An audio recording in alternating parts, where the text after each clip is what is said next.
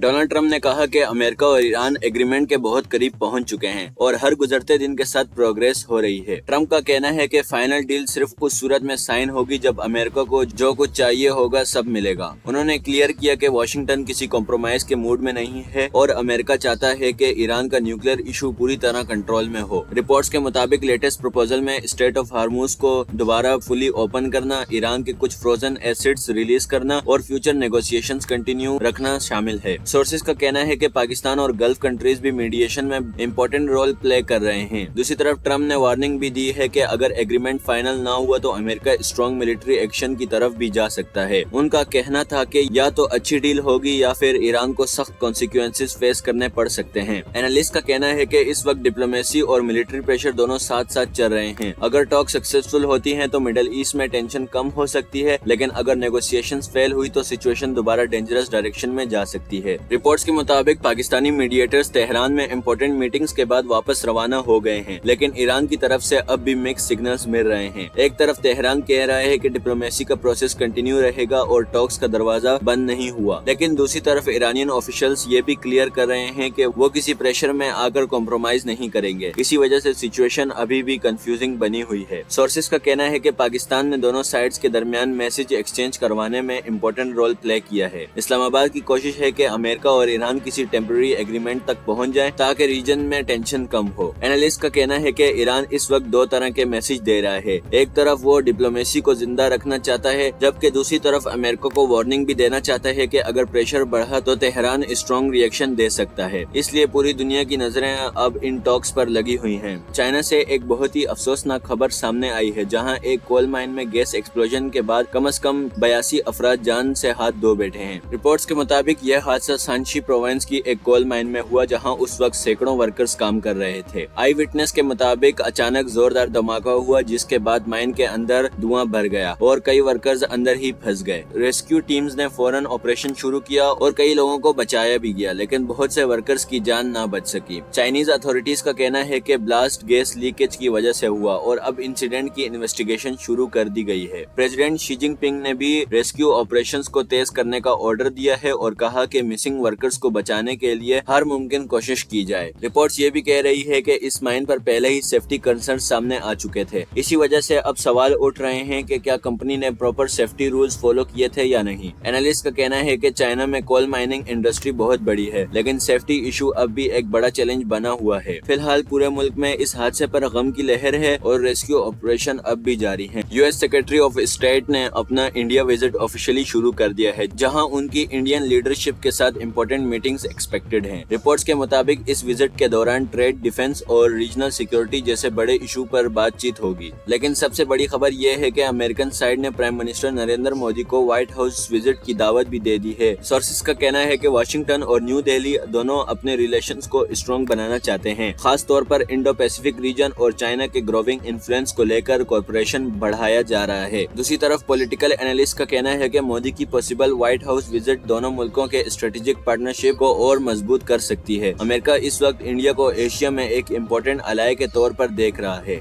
फिलहाल सबकी नजरें इस हाई लेवल विजिट पर लगी हुई है, क्योंकि आने वाले दिनों में अमेरिका और इंडिया के दरमियान कई बड़े एग्रीमेंट्स और अनाउंसमेंट्स सामने आ सकती हैं। गजा में इसराइली एयर स्ट्राइक का सिलसिला एक बार फिर तेज हो गया है। रिपोर्ट्स के मुताबिक रात भर होने वाले अटैक्स के बाद कई इलाकों में बड़ी तबाही देखने को मिली है। बिल्डिंग्स गिर गई हैं, रोड डैमेज हो गए और कई फैमिलीज को अपना घर छोड़कर सेफर एरिया की तरफ जाना पड़ा। आई विटनेस का कहना है कि एक्सप्लोजन की आवाजें पूरी रात सुनाई देती रही और रेस्क्यू टीम्स मलबे के नीचे फंसे लोगों को निकालने में मसरूफ रहीं। फलस्तीनियंस ऑफिशियल्स के मुताबिक अटैक्स में सिविलियंस भी अफेक्टेड हुए, जबकि कई लोग जख्मी बताए जा रहे हैं। दूसरी तरफ ऑक्यूपाइड वेस्ट बैंक से भी एक और डेवलपमेंट सामने आई है, जहां इसराइली फोर्सेस ने एक विलेज में ऑपरेशन के दौरान 2 बच्चों को अरेस्ट कर लिया। लोकल रेजिडेंट्स का कहना है कि रेड सुबह के वक्त की गई, जिसके बाद इलाकों में टेंशन फैल गई। इसराइली मिनिस्ट्री का कहना है कि ऑपरेशन सिक्योरिटी कंसर्न की वजह से किए जा रहे हैं, जबकि फलस्तीनियन साइड का इल्जाम है कि सिविलियंस और बच्चों को भी प्रेशर का सामना करना पड़ रहा है। एनालिस्ट का कहना है कि गजा और वेस्ट बैंक दोनों जगहों पर सिचुएशन रोज बरोज ज्यादा सेंसिटिव होती जा रही है। इंटरनेशनल कम्युनिटी सीज फायर और पीस टॉक्स की कॉल कर रही है, लेकिन ग्राउंड पर वायलेंस अब भी रुकता नजर नहीं आ रहा।